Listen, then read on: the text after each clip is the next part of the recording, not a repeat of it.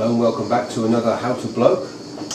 Today I went shopping, you know that game, today I went shopping and I bought, and you have to remember all the items in this sequence.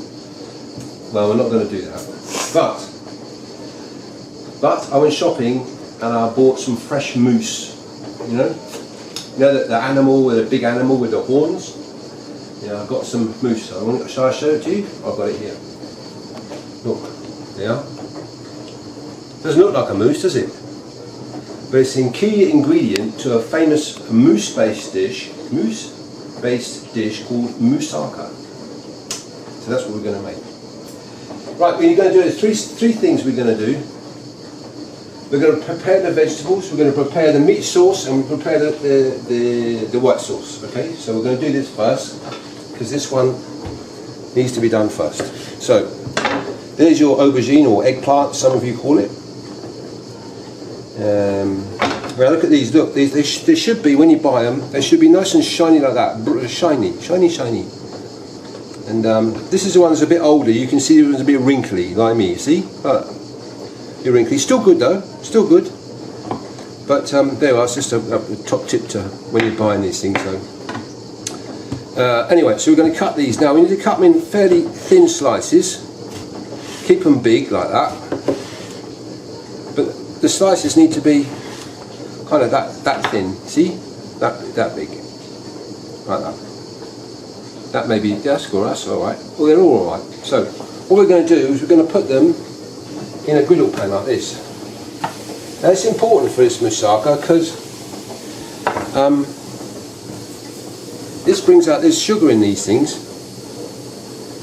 and the heat cooks the sugar inside the plant, or sugars inside the plant, and changes the taste. So if you just boil this and then put it in, it wouldn't be as good. There wouldn't be as much taste there. We're after some taste. So what we need to do is brown these things, scorch them. Now if you've got one of these griddle pans with the oh, what are they called now? The griddle? No, with these things here. The bars. Yeah, you're going to get an effect, which is not super important, but it helps. Now you can put one in there. So get them all day. You don't need any fat at all, oil. Just put them in like as is. And whilst those are doing there, you can get another one. See, that one's a bit too fat there, so we're just going to take it off. Mind your fingers. Just going to take it off a little bit thinner than that. So that's what you want. Now, if you leave them out, what happens is you can see this one's already going brown. It's oxidising. So you need to get them in the pan and get them cooking straight away. So we're just going to do another one now. How long do you leave them in for? I'll show you in a minute how long is how long. So this one, this is the wrinkly one. See, it's still good, look. Because we had that one at home already, isn't it? Yeah, we had this one. We just bought some more today. Now, and in fact, I think, in my opinion, the wrinkly one has even more flavour than the one that's perfect. It's older. I don't know. I don't think my taste buds are that sensitive I can pick out the difference, but I don't know. I believe, that's what I believe. So let's have a look at these things.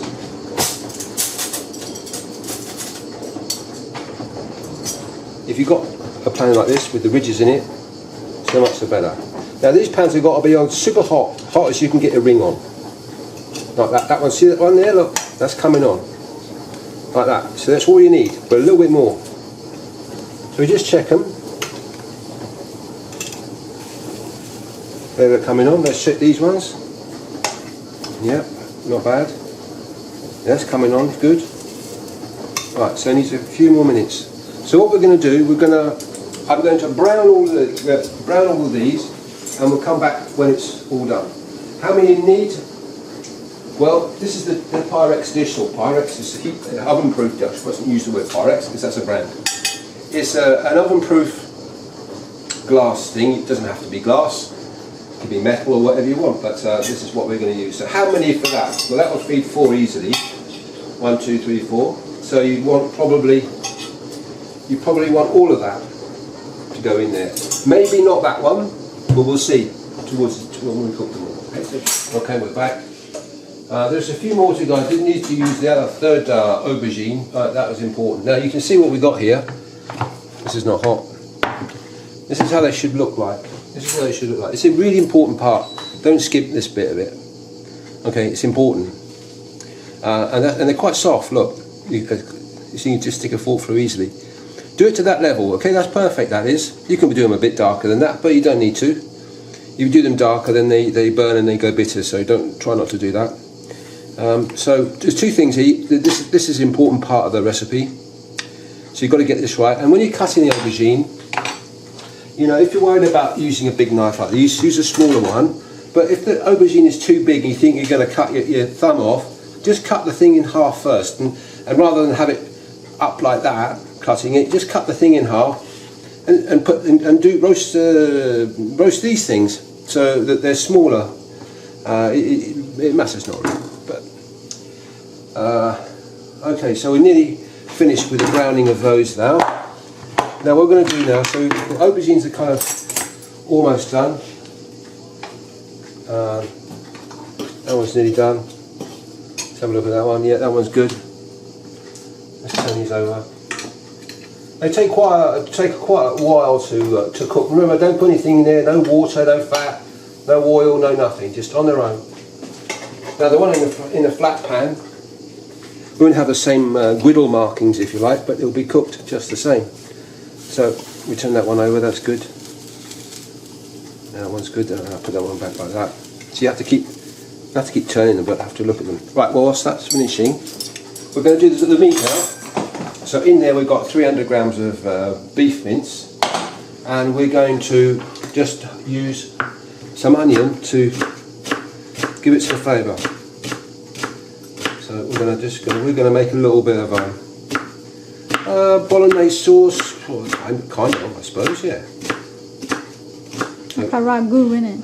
A ragu, yeah, that's it, a ragu. Perfect. I think that's the word. Is that the word, ragu? Ragu, yeah. So finely chop the onions. Could you use any other type of mince, like minced pork or mince? You could, in fact, yes. You could use. You could go half and half, minced pork and minced beef, or you could go all minced pork, or you could go minced lamb and minced beef. Oh, that'd be good.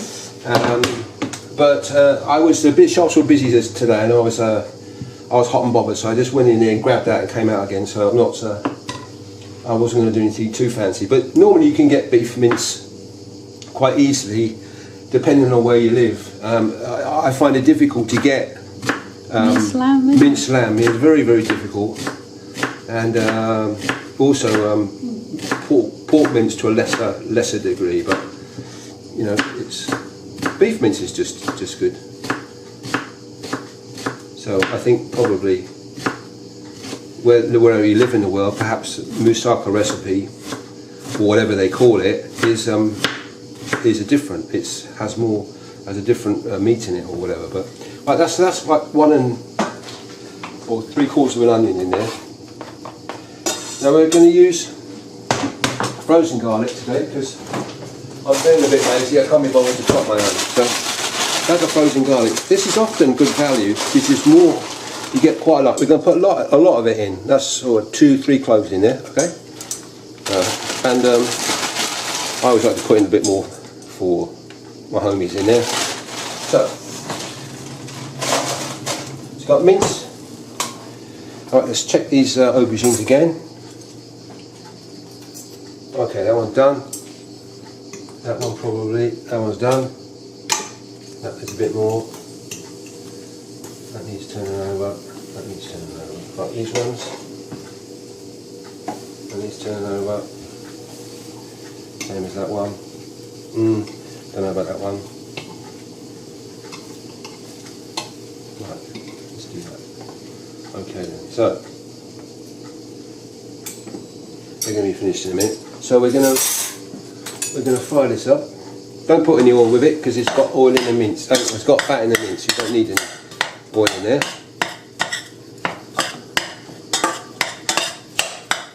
Right, in a minute we're going to add some tomato. Now I've got a tin of tomatoes here, like this big, and I put it in a blender, a little mini blender like that. I'm going to blitz it.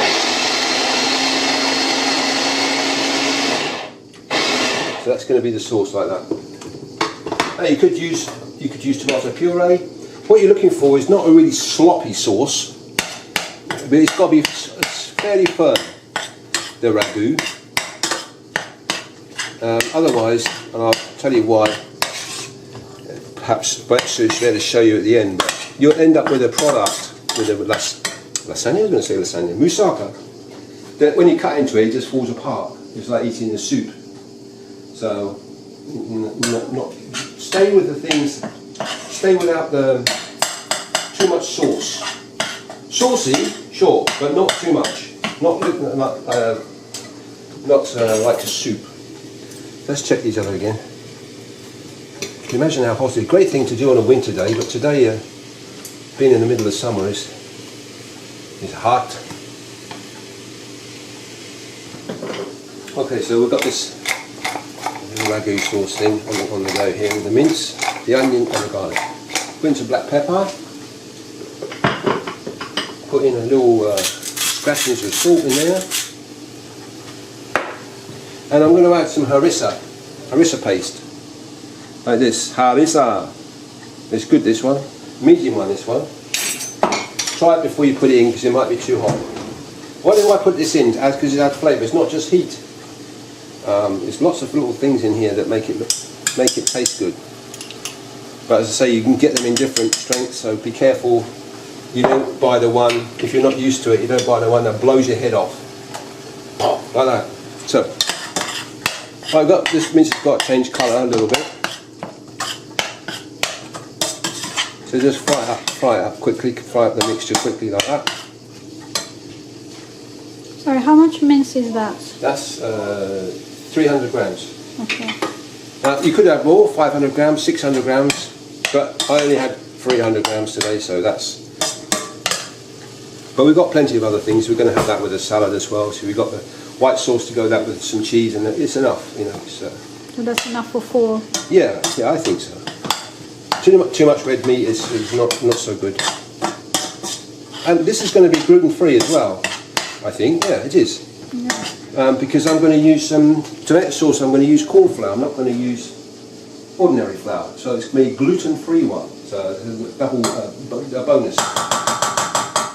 Right. So we turn the mince now. It's gone slightly brown. So we're going to put the tomato sauce in it. Okay, so we've got this bubbling away here. This is quite low fat too, really. It's I haven't put any olive oil with it. There's no oil in the cooking the aubergines. Just the cheese in it. Just the cheese and the butter, which I'll show you how to do in a moment. Right, let's move that to one side. So that's ready to rock and roll there.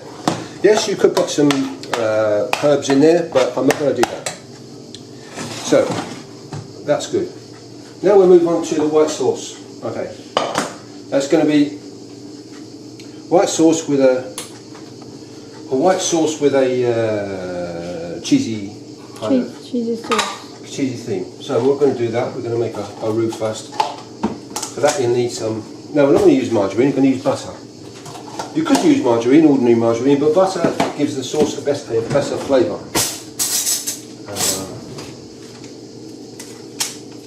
How much? Well, we're going to use 40 grams. So, 40 grams. You can see the markings on the side of the butter. They have 20. I can't see on this one, but they normally have on the inside of the wrapper. But 40 grams is about that much.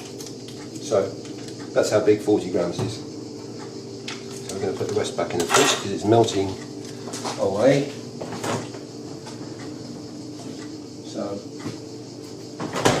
Oh, that fridge is so cool. Yeah. Okay, so we're going to put in here. We're going to put in some Dijon mustard. We'll put some sort of mustard in here. It gives it some flavour. They're about that much. Okay. So a heaped teaspoon of that. We could put in some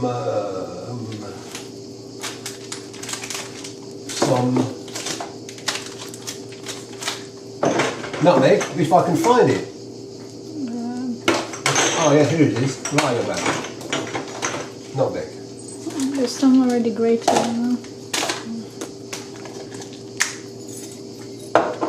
Right, this is nutmeg, and just to get some in there.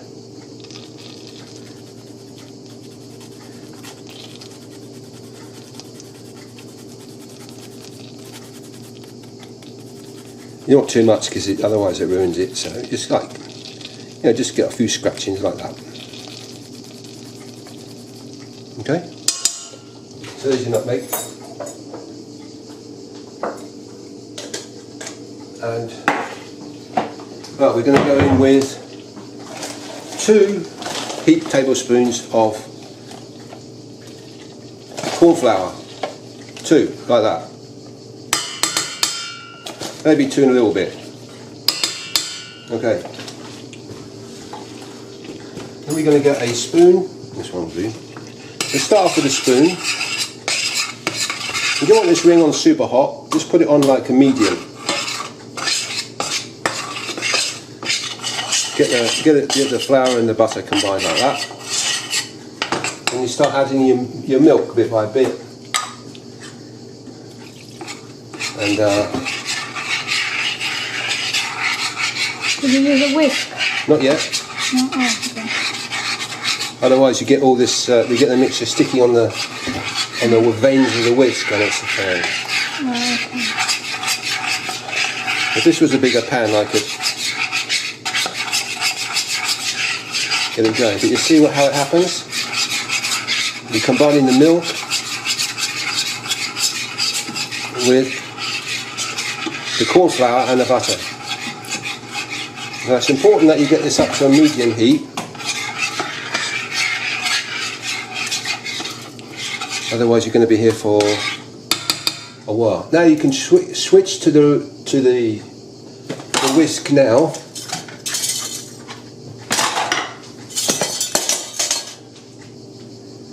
You can switch to the whisk now, and then you can be a bit more vigorous with it. Get right in the edges. Now we're going to just turn up the heat a little bit on this one, because what we want to do is make sure, or ensure, that the corn flour is fully cooked. In other words, it can't expand anymore, because if you say, oh okay, well that's it, it's not, because what will happen is the corn flour will continue to cook and it will be like thick. It won't be a sauce anymore, it'll be as hard as a rock. So you've got to, I'll show you what happens is when this gets up to light, you've got to keep it on the move, and you see as the heat's increasing, it's starting to go solid again. Aha! So when it gets like that again, top it up with some more milk. You can't, unfortunately, you can't just plonk the milk in with the corn flour and expect magic to happen. It's not like that. You're going to get lumps in it. And you want a smooth sauce, so you're going to have to do it this way. It doesn't take too long. And the more times you do this, the faster you'll get.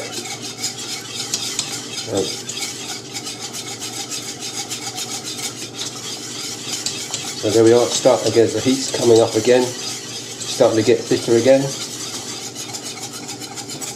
So I'm going to go in with some more milk.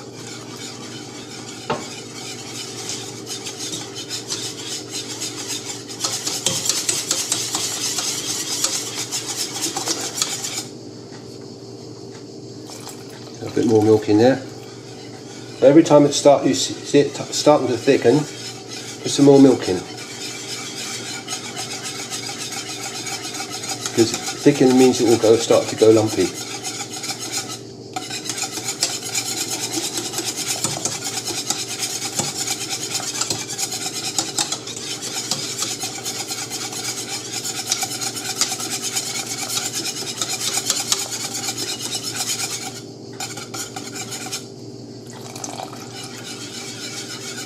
Now you can at this point, if you want like things a bit more garlicky, which I tend to, you can go in with some garlic powder this time, about this much. Okay, about that much in there, if you like more garlic.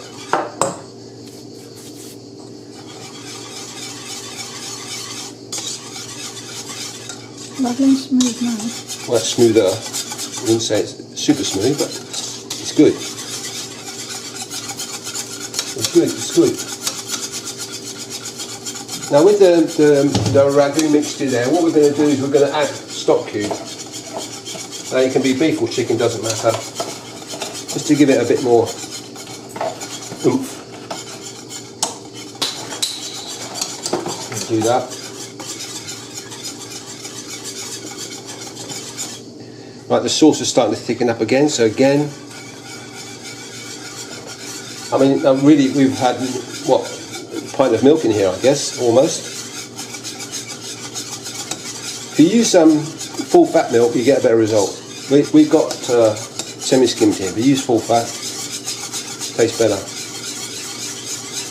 So this is a beef stock cube, which I'm going to put in the ragu sauce there. And just bring it up to the boil.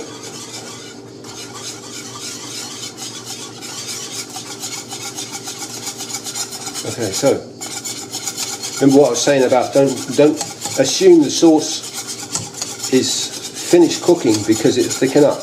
Then you'll be left with a horrible, thick, gooey. It's starting to get there again. So put in a little bit more. I think that'll be the last lot. Okay, now we're going to go in with some cheese now.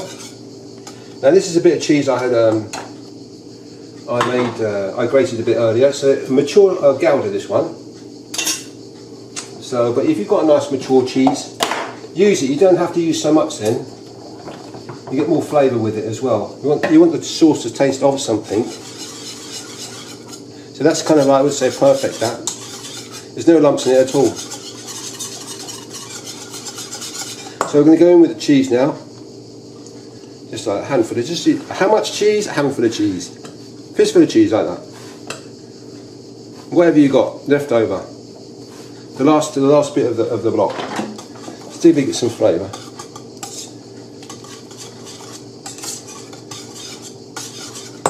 Right, we're going to mix this stock cube up in here.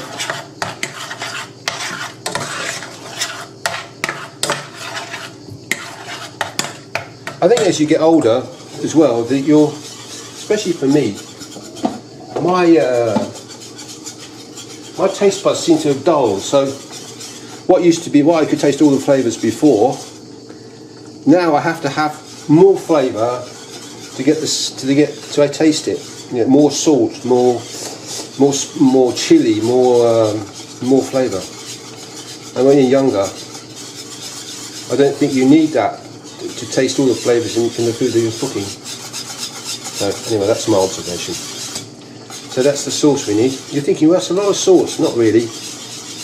Not really, it's not at all. So it's getting very close to where we want it now. Now we've got to make sure that the sauce is cooked. In other words, it's not going to thicken any more. And we're left with the final product. So the only thing we can do is wait till it boils up, bubbles up. Okay. So, if you watch this sauce now, look, you can see the bubbles coming to the top of it. Now what we don't want to do is make sure it doesn't get any thicker quickly. So we're just watching it now and stirring it. And I would say that's spot on. Okay, so that's what we got. That's what we're looking for, like that. So the corn flour's cooked out. It's not going to get any thicker. We don't want the sauce any thicker than that, thinner than that. That's what we want. You don't want it to be soup when we serve that moussaka up. We want it to be fairly stiff. So that's what we want. We're going to turn that ring off. Now the meat one here, I put the stock cube in, so that's ready to go. So we can turn everything off. It's all done. So we'll move that over there. Now we're going to assemble this moussaka. we're going to assemble the moussaka. So,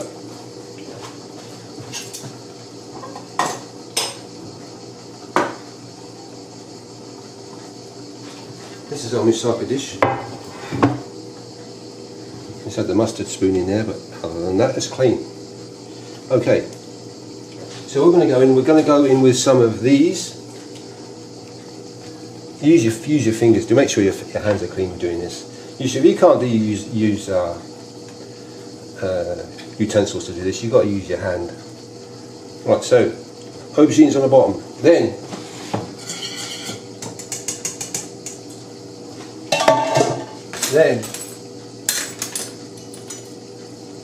you want the sauce like that. Does it matter which order the... Yeah, put the aubergines at the bottom. Sauce, aubergine sauce meat. Aubergine sauce meat like that.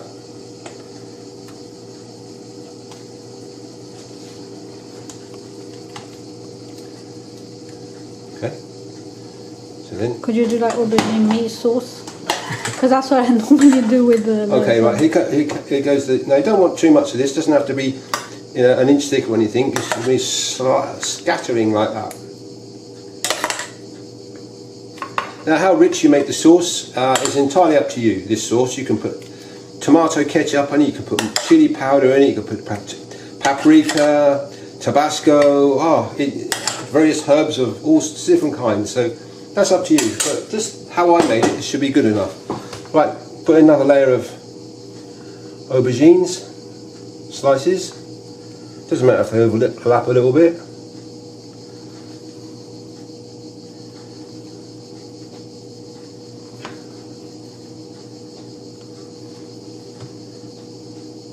It looks so pretty.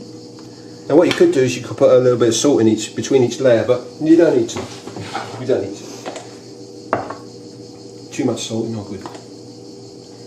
Okay, so another layer of sauce. Now if you've got too much ingredients left over, what you do with them is very simple, or you can choose what you can do with them. You can either freeze it for another day, or you can make another batch, another pot. And I think we've got a little bit left over here, I'm not sure.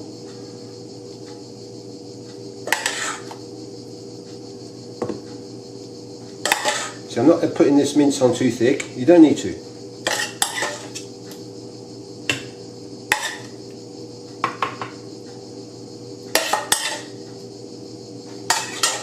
What will happen as well is that the aubergines will soak up some of the liquid in here, so it might be a bit liquidy now, but when you finish cooking it, it's got to cook in the oven as well for I don't know, about half an hour, no, I say an hour, but we'll get to that bit in a moment. So there's all our aubergine. So you've used all of it. Now the sauce can go in again.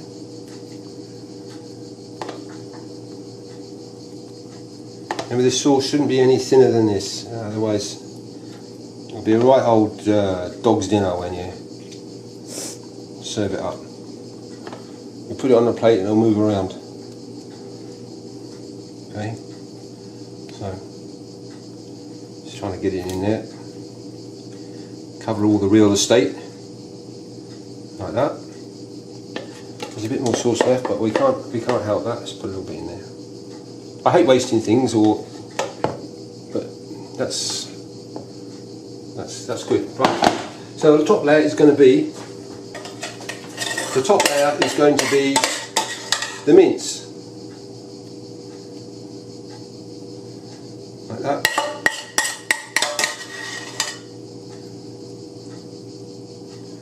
And like that. Well, waste not, want not. Now what can you do? What could you put on top of there? Well, you could put some sliced tomato if you wanted to. Cheese? Or you could put more cheese. Cheese, please. I haven't got any more cheese, so. Oh, okay. Cheese enough, I guess. But you could put more cheese on there. Tomato on there. And but that's my. I'm going to finish off with a scratching of black pepper, just to give it some interest, like that. What you could do as well, and I'm going to do it. I'm going to do it today. Put some herbs of Provence on there, just a little bit.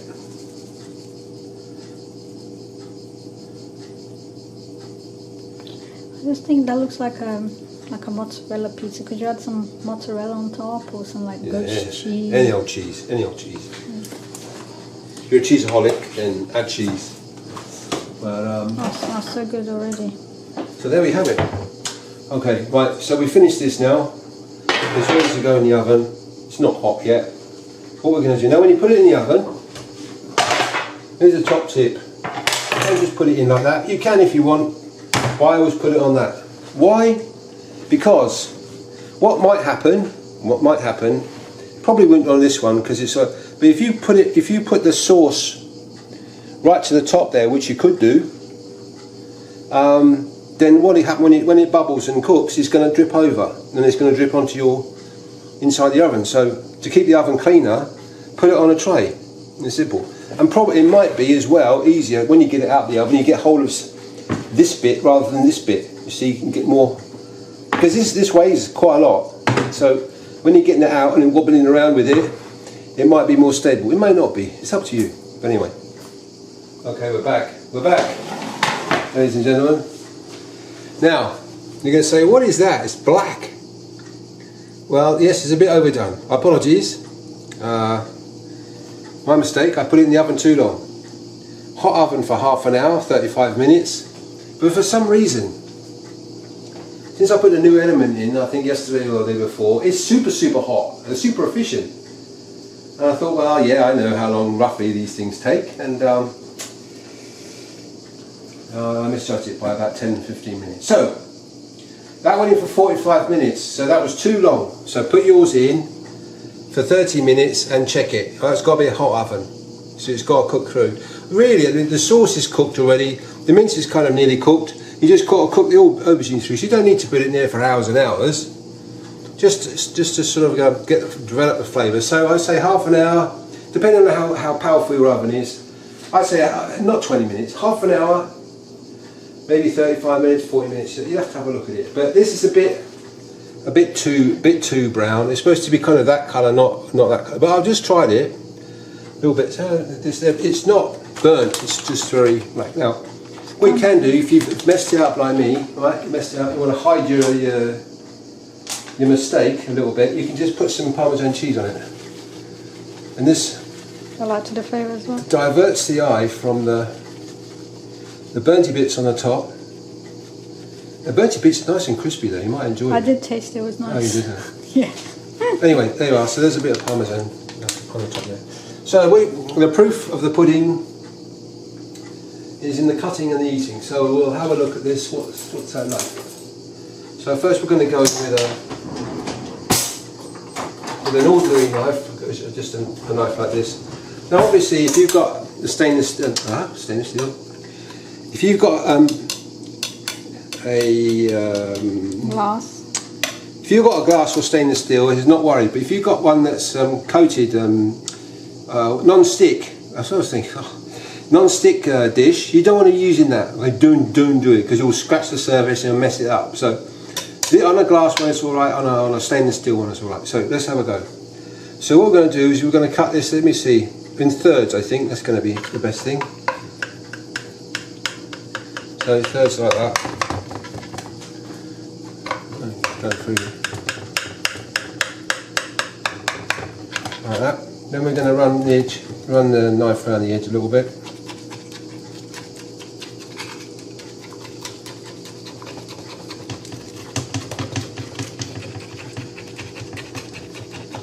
Don't serve this up straight away. Let it settle down a bit. Stop bubbling and stuff.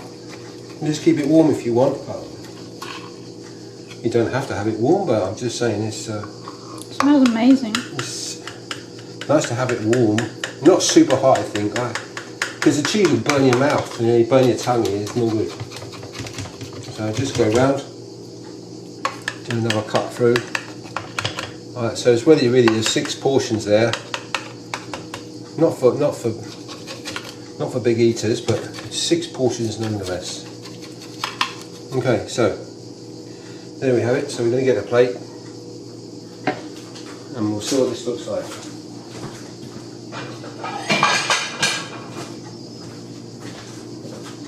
So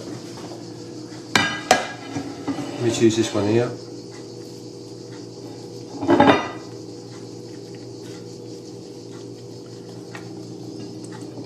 Right, so we just that's it there. Look, now we put that on the plate like that. Looks so good.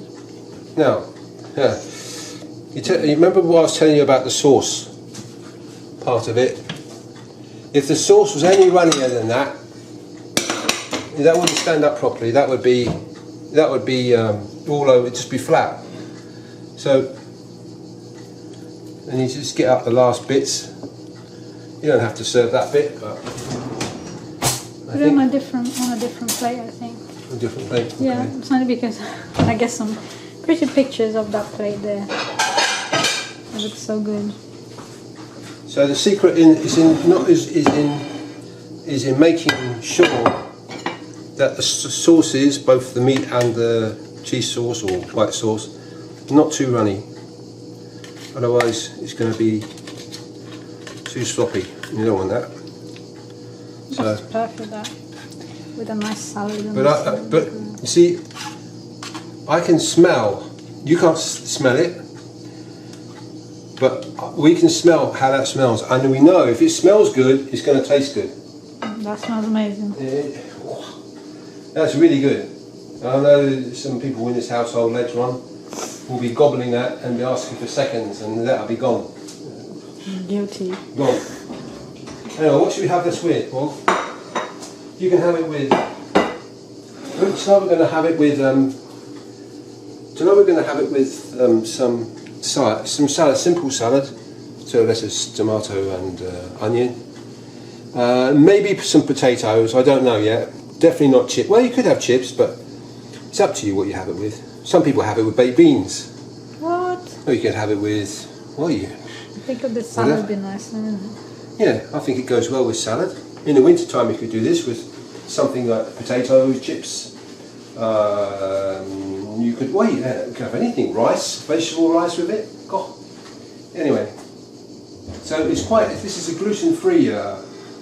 Gluten-free. Remember, we didn't use any flour in this. The only thing we used for the sauce we used was the corn flour. So corn flour, I don't think has much gluten in it at all, if any.